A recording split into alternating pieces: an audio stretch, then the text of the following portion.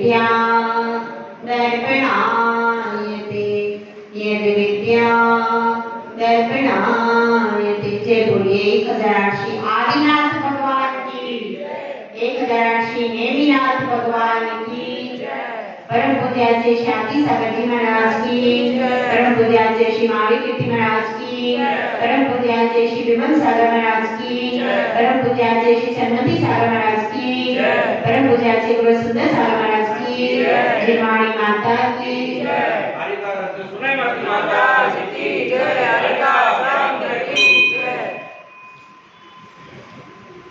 जीवन में यदि आचरण नहीं है तो कुछ भी नहीं है। फूल ऐसे होते हैं जिनमें कोई सुगंध नहीं होती, तो वह फूल हमारे लिए किसी काम के नहीं होते। जिस घर में कोई स्त्री नहीं है उस घर में भी शोभा नहीं होती। जिस आंगन में कोई कन्या रत्न नहीं है उस घर की भी शोभा नहीं होती। जिस आंगन में कोई बच्चे खेलने वाले नहीं हैं, अब तो आंगन ही नहीं रहे, आंगन में छोटे बच्चे यदि ना खेलते हो तो उस आंगन की शोभा नहीं होती। मंदिर में यदि भगवान की प्रतिमा नहीं हो तो कितना ही सुंदर मंदिर बना हो, अगर उसमें भगवान नहीं है तो वह मंदिर किसी काम का नहीं। इसी तरह से हमारा भी यह मनुष्य पर्याय है। बहुत सुंदर शरीर है, खूब धन संपत्ति है, सुंदर पत्नी है, अच्छे सुंदर आज्ञाकारी बेटे हैं, निरोगी काया है, सब प्रकार की पंचेंद्रिय की सुख सामग्री सुलभ है, लेकिन हमारे पास धर्म नहीं है, मंदिर नहीं जाते हैं, गुरु की सेवा नहीं करते हैं, जिनवाणी का स्वाध्याय नहीं करते हैं, तो वह जीवन व्यर्थ है, उस जीवन का कोई मतलब नहीं है। इसीलिए आचार्य परमेश जी यहाँ पर बतला रहे हैं कि आपने सब कुछ पा लिया है, अब यदि इस जीवन रूपी वृक्ष पर चारित्र के फल नहीं लगा पाए तो आपका पूरा जीवन निस्सार हो जाएगा। जैसे कि दूध का सार है घी में, है कि नहीं? दूध का सार घी में है, वृक्ष का सार फल में है, नदी का सार उसका जल है। उसी प्रकार से हमारे समस्त जीवन का सार चारित्र को धारण करना है। एकमात्र मनुष्य पर्याय में ही 5वें गुण स्थान से लेकर 14वें गुण स्थान तक होते हैं, और मोक्ष भी होता है मनुष्य पर्याय से। और कोई भी ऐसी पर्याय नहीं है जिसमें इतने सारे गुण स्थान हो। देख लीजिए आप, देवगति में 1 से 4, नरक गति में 1 से 4, त्रियंच गति में 1 से 5, और पहले गुण स्थान से लेकर 14वें गुण स्थान तक की यात्रा आप केवल मनुष्य गति में ही कर सकते हैं। इसीलिए सबसे उत्तम गति कहलाती है मनुष्य गति। क्यों? चारित्र को धारण करने की अपेक्षा विषय भोगों की बातें तो देव गति में यहाँ से दुगने, लेकिन उस विषय भोगों का मूल्य नहीं है। आदमी का मूल्य उसकी चारित्र से होता है। इस चीज को हमको समझना है, और इसी के लिए यहाँ पर आचार्य समंतभद्र स्वामी हमारे लिए समझा रहे हैं कि हे भव्य जीवो, तुम यह समझो कि ये जो चमड़ी है यह मुट्ठी भर राख देगी और कुछ भी देगी नहीं। अगर आप इसमें रत्नत्रय धारण कर लोगे तो क्या होगा? यह रत्नत्रय धारण करने के बाद यह शरीर अमर हो जाएगा। और आज देखिए, जिन्होंने भी रत्नत्रय धारण किया है, जिन्होंने भी व्रतों का पालन किया, चारित्र का पालन किया, उनकी गौरव गाथा अभी तक गाई जा रही।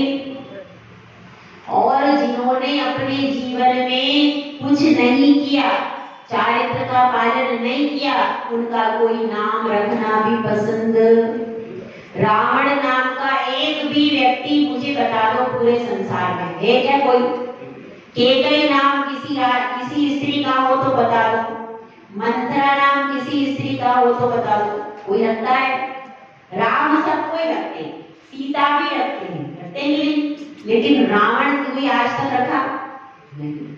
कोई भी रावण नाम रखना नहीं चाहता, कोई भी कंस नाम रखना। कृष्ण नाम तो मिलेगा, कृष्ण नाम वाले तो बहुत मिल जाएंगे, कृष्ण, गोपाल, गिरधर, गिरिराज सब मिल जाते हैं, लेकिन कंस नाम कोई रखता है? नहीं रखता। तो जो अच्छाई होती है वह युगों युगों तक अविस्मरणीय रहती है। इसलिए हमको भी अपने जीवन में कुछ ऐसा करना है जिससे कि हमारी प्रेरणा लेकर के लोग सुख के मार्ग को अपनाएं। तो सरल मार्ग क्या है? चारित्र को धारण करो। उसके लिए अब आचार्य आगे बता रहे हैं, शिक्षा व्रतों का कथन कर रहे हैं।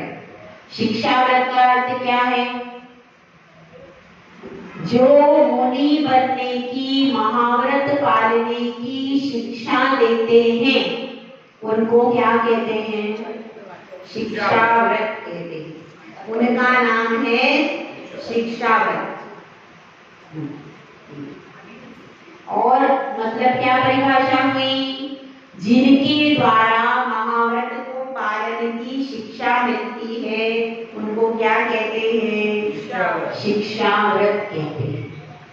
मतलब क्या है? कोई जीव महाव्रत धारण नहीं कर पा रहा, असमर्थ है, तो वह गुरुदेव से कहता है कि हे गुरुदेव, मैं अभी महाव्रत नहीं धारण कर सकता, तो आप कुछ बीच का रास्ता बता दीजिए कि जिससे मैं थोड़ा थोड़ा साधना करके, अभ्यास करके आगे महाव्रत धारण कर लूं तो मुझे दिक्कत नहीं आए।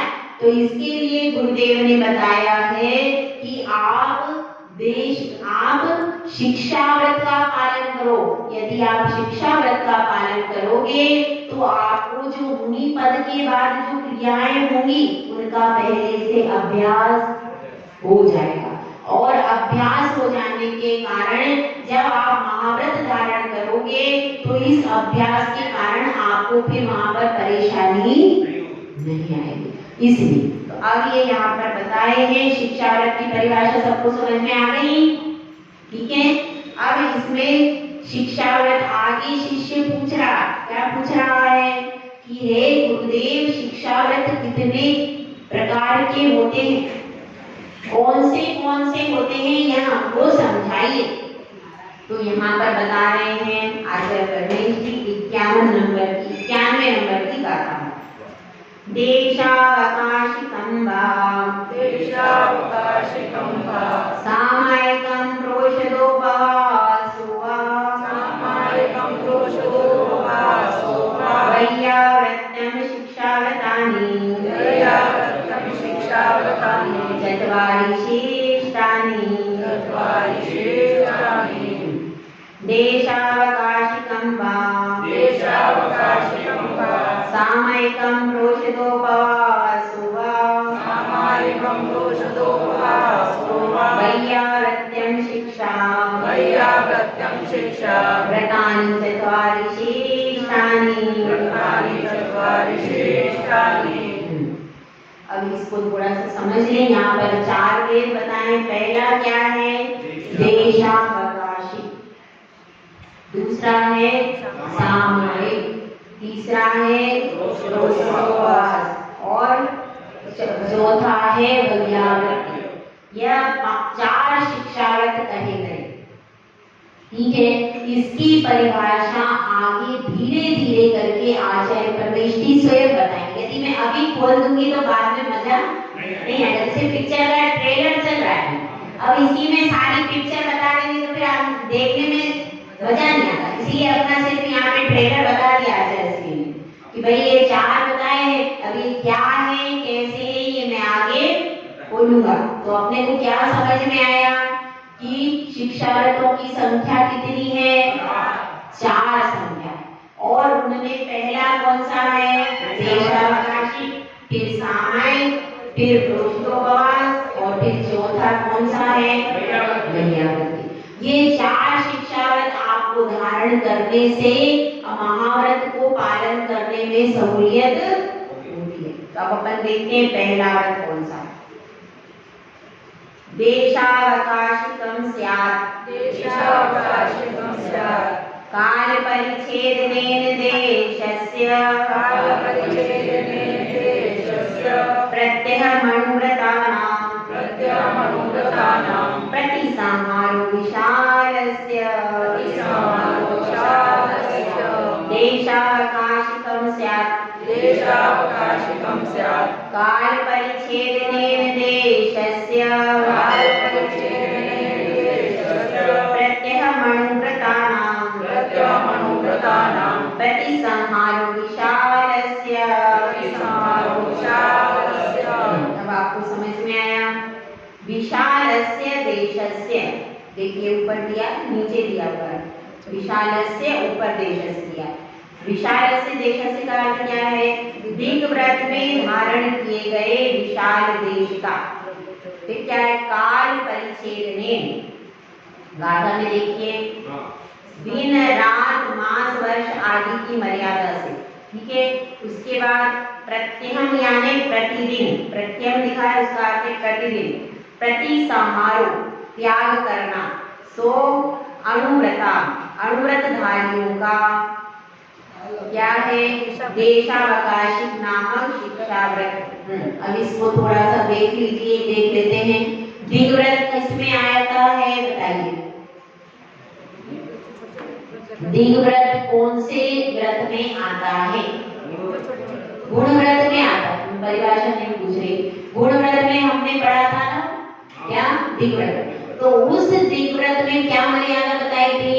हम भारत के बाहर नहीं जाएंगे, और अगर जाएंगे तो घूमने फिरने के लिए, शौक के लिए, फैशन के लिए नहीं जाएंगे।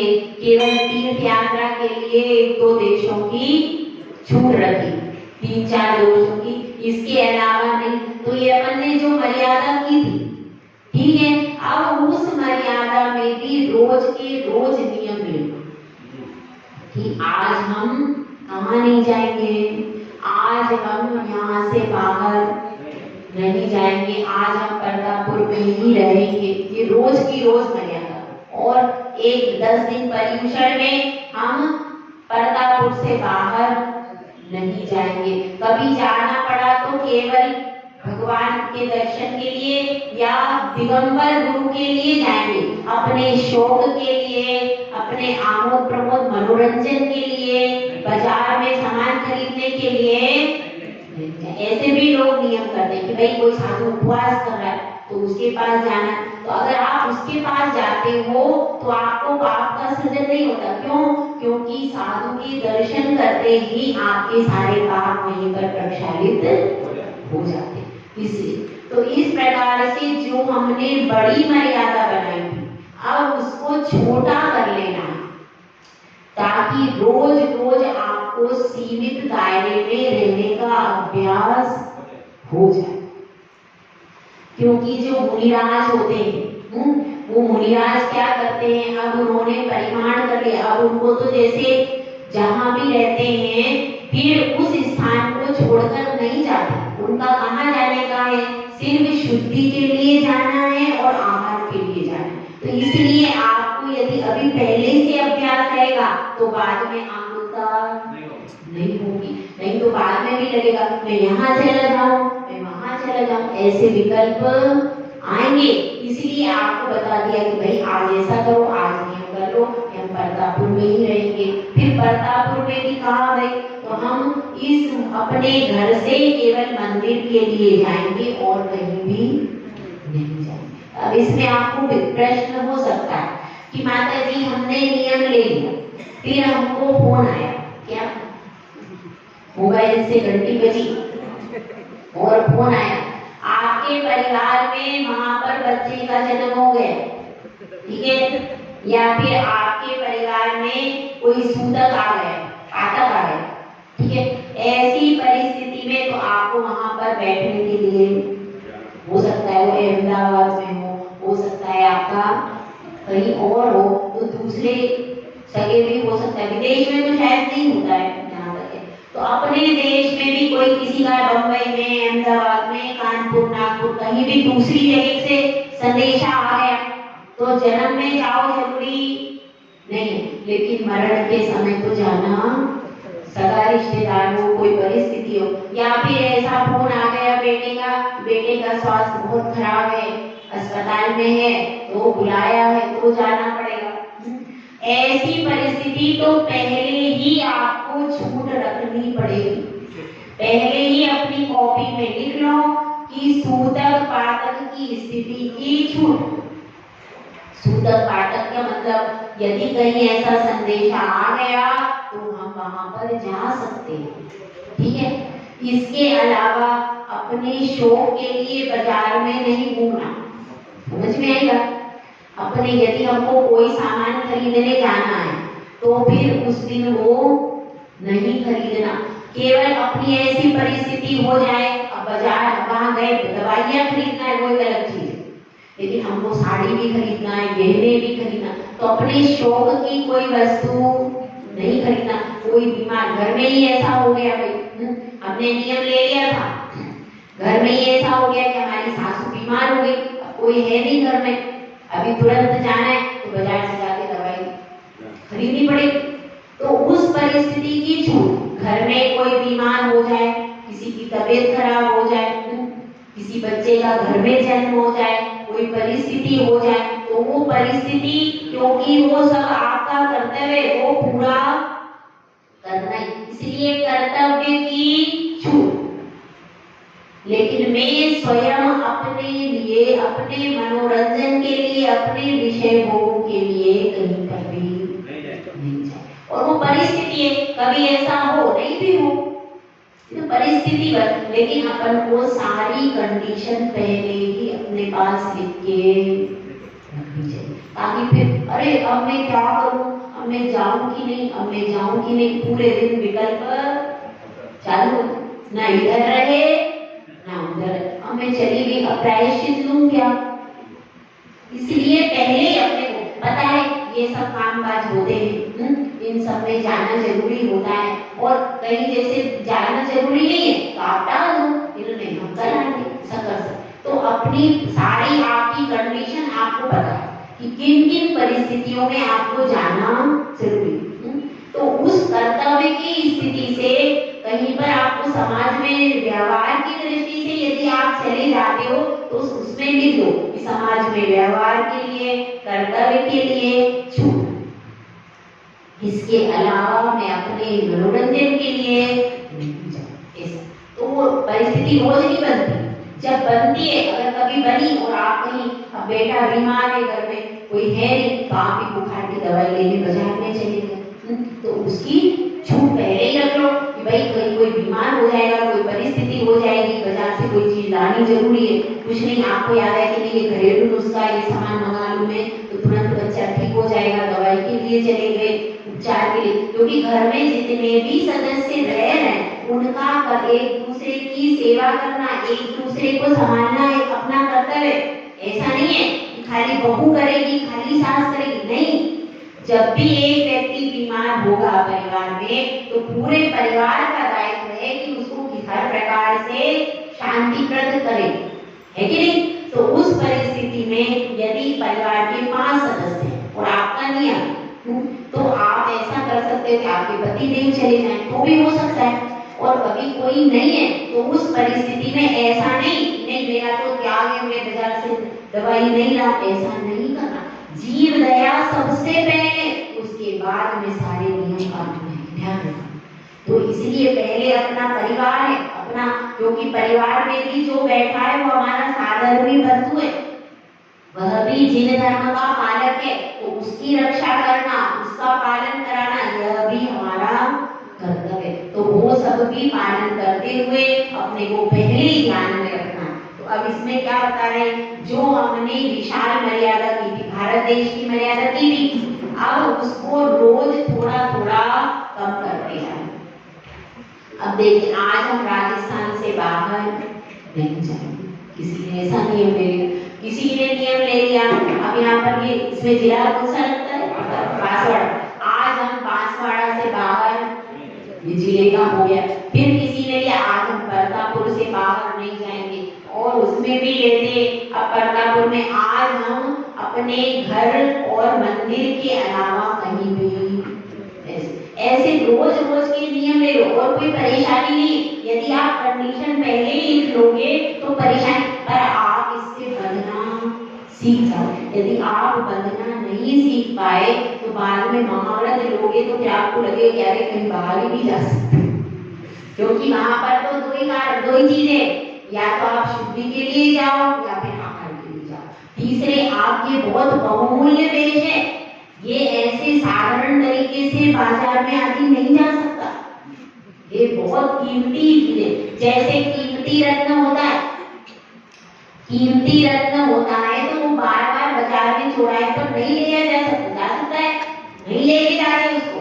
कीमती रत्न को छुपा कर घर के अंदर, ऐसे ही ये साधु वेश बहुत कीमती चीजें, यह बहुत बहुमूल्य चीज है।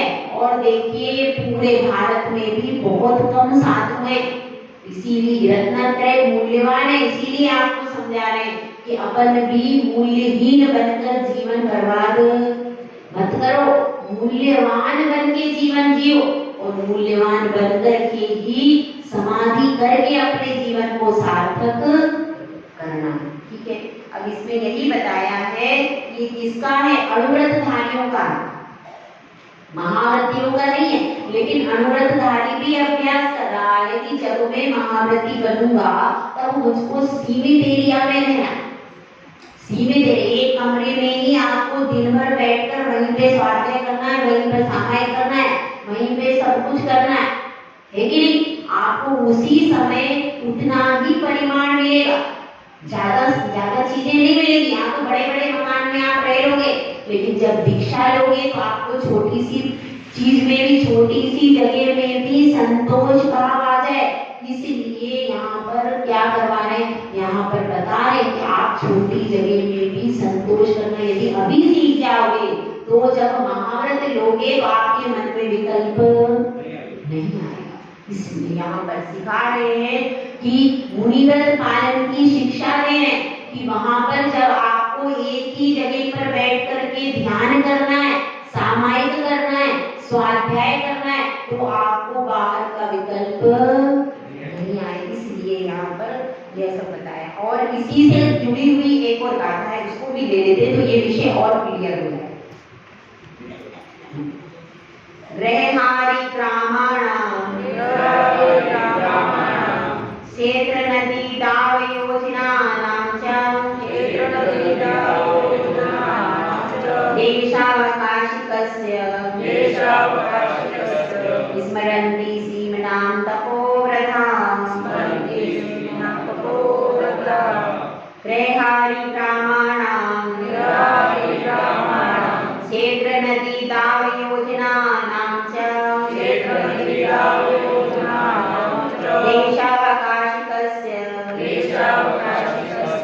स्मरन्ति सीमनां तपोव्रता।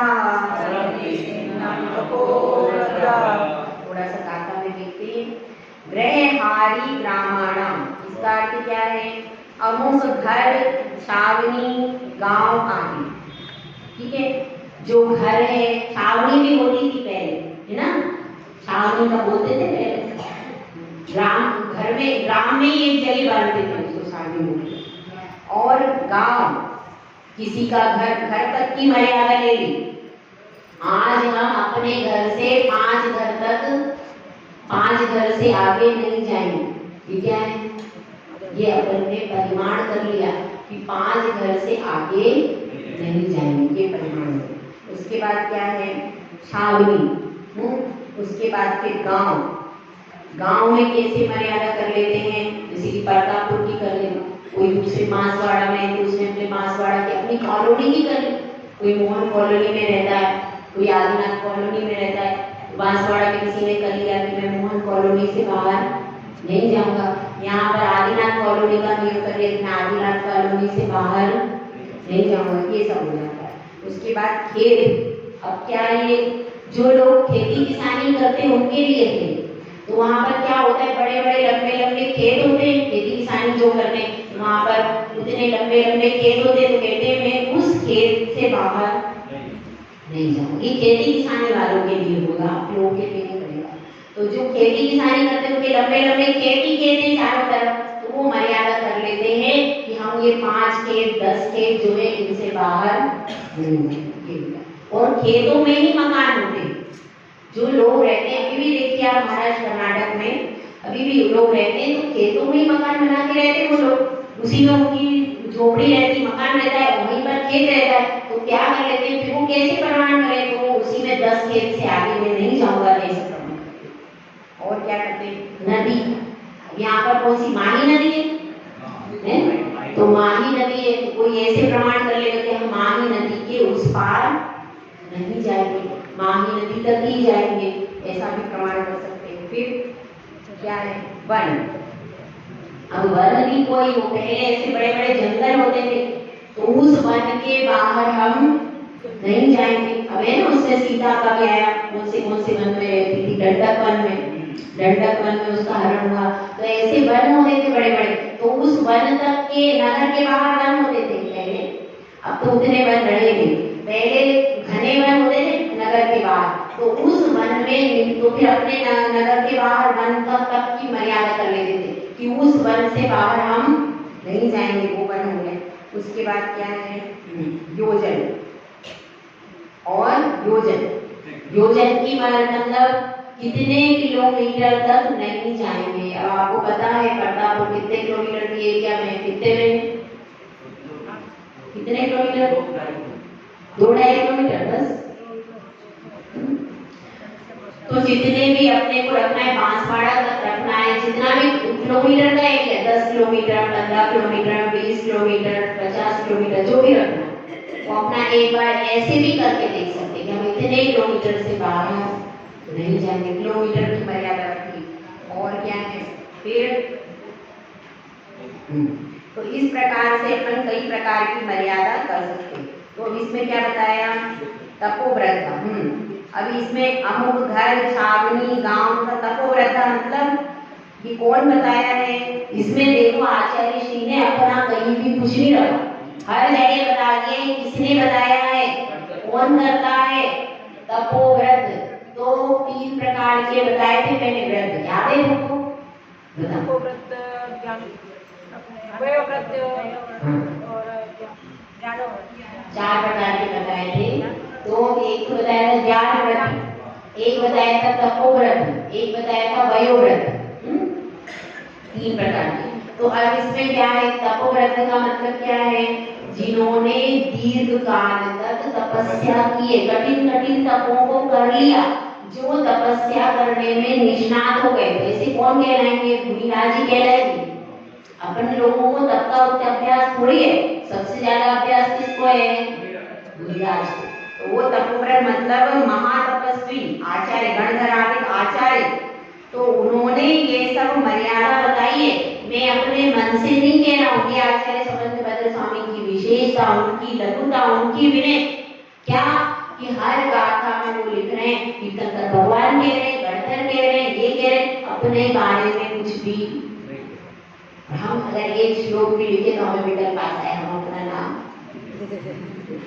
महानता लेकर, हर चीज में वो लिख रहे हैं कि ये किसने कहा है, तो तपोव्रत ने कहा है, जो मुनिराज है उन्होंने कहा है, गणधर देव ने कहा है। तो अब इसमें इस प्रकार से बता दिया कि यह मर्यादा इस प्रकार से होती है। वो मतलब क्या है, इसको समझना है अपने को कि घर है, उपवन है, प्रदेश, गांव, खेत, नदी, इससे गली भी है, मोहल्ला भी है, सब कुछ इसमें गर्भित हो जाए। जिसकी जैसी जैसी अपनी हर प्रकार का प्रयोग करके देख लेना, गली का, मोहल्ले का, सरोवर का, वृक्ष का। अब क्या होता था, पहले हर घर के बाहर एक वृक्ष होता था। पहले क्या व्यवस्था होती थी, हर घर में एक बीच में आंगन होता था, आंगन में भी वृक्ष होते थे, आंगन में भी तरह तरह के वृक्ष होते होते थे और घर के बाहर भी एक वृक्ष होता, हर घर में। अब ऐसे किसी को बता देते तो कहते ताड़ के वृक्ष तक जाएंगे, ताड़ के वृक्ष के आगे, और हर घर के बाहर, क्योंकि वृक्ष बाहर लगे ही रहते थे, तो उस घर के हर घर के बाहर वृक्ष होते थे। कहीं किसी के चौपाल में जाओ तो पीपल का रहता था, बड़ का रहता था, आम का रहता था, नीम का। वृक्ष बहुत ज्यादा होते थे पहले, घर नगर के बाहर भी रहते थे, गांव में भी रहते थे। तो उन वृक्षों की, जैसे मैं इस वृक्ष से उस वृक्ष तक जाऊंगा, आम के पेड़ से लेकर नीम के पेड़ तक जाऊंगा, ये नियम कर ले। तो ऐसे इस वृक्ष से उस वृक्ष तक जाऊंगा। यह सब क्या है? यह सब मर्यादा करने का तरीका है, और इससे हमारा धीरे धीरे अभ्यास। तो इतने सारे तरीके क्यों बताए? एक बार में कह देते कि 5 किलोमीटर तक जाऊंगा, सही है? क्यों सही है ना? सही है? इतना सब विकल्प तो, अब नदी गिनो, पर्वत गिनो, वन गिनो, और उसके बाद क्या किलोमीटर गिनो, फिर घर गिनो, फिर क्या क्या गिनो, वृक्ष गिनो। बताओ इतना लंबा चौड़ा काम क्यों किया? हाँ बताओ सही क्यों कहना? हाँ क्या बता रही थी? भूल जाएंगे। यही तो, इसीलिए तो कह रहे हैं, यही तो कह रहे हैं आचार्य परमेश की केवल किलोमीटर लिख दे रहे हैं। इतना सब लिखने की क्या है? अपन भी पूछ जाएंगे कि भाई गांव का है कि घर का है कि क्या है? हाँ मोदी जी बताएंगे ऐसा सब क्यों लिखा?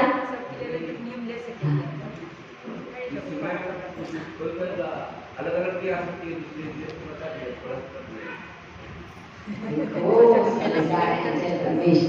हमारा मन कैसा है? बंदर जैसा। बंदर जैसा मन है हम लोगों का। तो वो इसलिए कह रहे हैं कि बंदर है, उसको एक ही चीज बता देंगे भैया किलोमीटर, तो वो बोर हो जाए, फिर वो कूदेगा कैसे? इसलिए उसको कूदने के लिए तरह तरह की चीजें दे दी। अब एक दिन आपने किलोमीटर की मर्यादा की, दूसरे क्या रोज रोज यही सब्जी खाओ, बोर हो जाते हैं। इसलिए आपको रोज नया नया करो। एक दिन घर की कर ली, दूसरे दिन वृक्ष की कर ली, फिर नदी की कर ली, फिर पर्वत की कर ली। अलग अलग करते रहोगे तो मन में उत्साह बना रहे। रोज वही पूजा करते हो तो भाव ही नहीं करते, कोई जाप करते हो तो उधर। इसीलिए आचार्य परमेश जी समझता है भैया इनको बोर होने का काम नहीं देना, रोज नया नया करो तो मन भी तुम्हारा लगा रहे और अभ्यास भी बना रहे। हर प्रकार से आपके मन को रमाने के लिए उन्होंने तरह तरह के विकल्प दे दिए कि आप अपने, लेकिन अपना क्या कर्तव्य है? अपनी डायरी में रोज लिख के रखो, इन सबको लिख के रखो जितने विकल्प बन सकते हैं, और नए नए विकल्प बनाओ नए नए तरीके से। ऐसा नहीं है कि ये उसमें लिख दिया तो इतने ही विकल्प, इसके अलावा भी विकल्प बन सकते हैं। अगर आप बुद्धिशाली हो तो इसके अलावा भी नए नए विकल्प बनाओ, और नए नए विकल्प के द्वारा अपनी मर्यादा बना करके फिर आप क्या होगे? एकदम मज जाओगे। ये तो उन्होंने उदाहरण दे दिए, इसके अलावा भी विकल्प बन सकते हैं। कैसे बन सकते हैं? देखो, अपने घर में भी अपन कर सकते हैं कि घर के कितने कमरे हैं। अभी हम सामायिक को बैठे इस कमरे को छोड़ करके नहीं जाएंगे, और भी अपने संबंधी के घर का भी विकल्प कर सकते हैं कि मेरा जो संबंधी रहता है उस संबंधी के घर तक हम जाएंगे। और भी यदि आप इसको डीपली सोचोगे तो बहुत सारे विकल्प इसमें बन सकते। तो इसलिए अपने जितना अपन परिवर्तन करेंगे उतना मन लग जाता है। क्योंकि रोज रोज एक ड्रेस पहन के यहाँ कोई महिलाएं नहीं आती, पुरुष तो आ भी जाते हैं। यहाँ पर एक भी महिला की साड़ी मैंने रिपीट नहीं देखी। दूसरे दिन तो कोई वो पहन के आती ही नहीं। ऐसा भी नियम कर सकते हैं कि हम मंदिर कम से कम 5 दिन जा रहे हैं तो हम अपने वस्त्र को भी क्या करेंगे? ऐसे कई प्रकार के नियम हो सकते हैं। अपनी आसक्ति घटना चाहिए। मेन क्या है? आसक्ति भाव घटना चाहिए, और जितना हम गमनागमन करेंगे उतना पाप ज्यादा। मंदिर के लिए करेंगे, गुरु के लिए करेंगे तो पुण्य, लेकिन अगर इधर उधर घूमोगे बाजार में तो क्या होगा? पूरा पाप ही पाप आपका बढ़ता चला जाएगा। तो उस पाप को कम करने का एक ही उपाय है कि आप प्रतिदिन मर्यादा करो, प्रतिदिन उसको कम करो। अब भैया एक जीवन भर के लिए कर लिया, भारत देश से बाहर नहीं जाएंगे तो वो तो उसके अंदर कैसे मर्यादा करो, अंदर के पाप कैसे रुकेंगे? पूरे भारत भर में तो आप रोज घूम नहीं रहे तो भी आपको भारत का पाप तो लग ही रहा है, लग रहा है कि नहीं लग रहा है? तो उस पाप को ओवरकम करने के लिए ये सब बताया कि जिसके द्वारा, क्योंकि आपने भारत का तो जीवन भर का कर लिया, लेकिन भारत के अलावा अंदर अंदर भी पूरी सीमाएं करके उस पाप को धीरे धीरे कम करते चले जाओ। तो इस चीज को अपने को समझना है। तो अब इसमें क्या समझ में आया, क्या समझ में आया कि हाँ, क्षेत्र को सीमित कर लेना, पर खाली क्षेत्र को सीमित नहीं करना, क्षेत्र को तो सीमित करने के साथ ही हमारे मन की आसक्ति भी कम होना चाहिए, हमारा राग द्वेष भी कम होना चाहिए। ऐसा नहीं है कि आपने परिमाण कर लिया कि भाई हम नहीं जाएंगे और घर में बेटे को, पोते को, बहू को डांट रहे, तुमको समझता नहीं है, मेरा नियम है, तुम जाओ ना उधर से सामान लेके आओ, उसको सामान लेने भेज रहे, अब मेरा बाजार का ध्यान देना, जाओ मेरे लिए मिठाई लेके आओ, ऐसा नहीं, मेरे लिए फल लेके आओ, मेरा त्याग है, मैं आज नहीं जाऊंगा कहीं पे भी, जाओ मेरे लिए मिठाई लेके आओ, मेरे लिए फल लेके आओ, मेरे लिए रोटी ले, मेरे लिए सारी चीजें लेके आओ बाजार से। ऐसा करोगे तो क्या हो गया, उसका कोई मर्यादा का कोई मतलब नहीं। वह मर्यादा मुख्य इसलिए ली गई थी कि हमारा राग द्वेष कम हो। और हमने क्या किया, नहीं मेरा आज नियम है, मैं बाहर नहीं जाऊंगा, जाओ तुम लोग सब जाओ। आप बहू कह रही मम्मी मेरे पास टाइम नहीं, बच्चे छोटे रो रहे हैं, मैं अभी नहीं जा सकती। क्यों नहीं, मेरा आज नियम है, अभी जाकर मेरे लिए ये सामान लेके आओ। ऐसा घर में उपद्रव करने के लिए कोई भी व्रत नहीं, सारे व्रत शांति के उपाय हैं। ये सब हमारी भी शांति बढ़े और हमारे परिवार की भी शांति बढ़े। यदि आप नियम लेकर के कषाय कर रहे हो, व्यक्ति परेशान है, बीमार है, फिर भी उसको कह रहे भाई मेरा नियम है, मैं बाहर नहीं जाऊंगा, तुम जाके लेके आओ।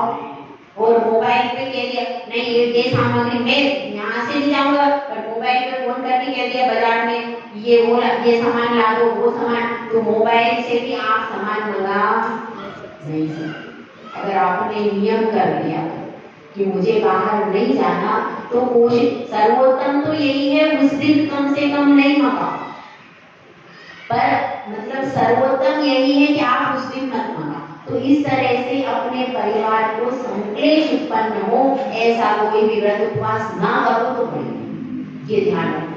तो लोग करते हैं पूजा करके आ गए, अब वो बहू ने अभी बच्चे को संभाल रही है, कुछ कर रही है, तो अपन तुरंत जाके वहां पे उद्यम करने लगे, मैं 1-2 घंटे पूजा करके आई हूँ, तुम लोगों को नहीं है, मुझे पानी लाके दो, मुझे ये लाके दो, मुझे ये, ऐसा नहीं करना।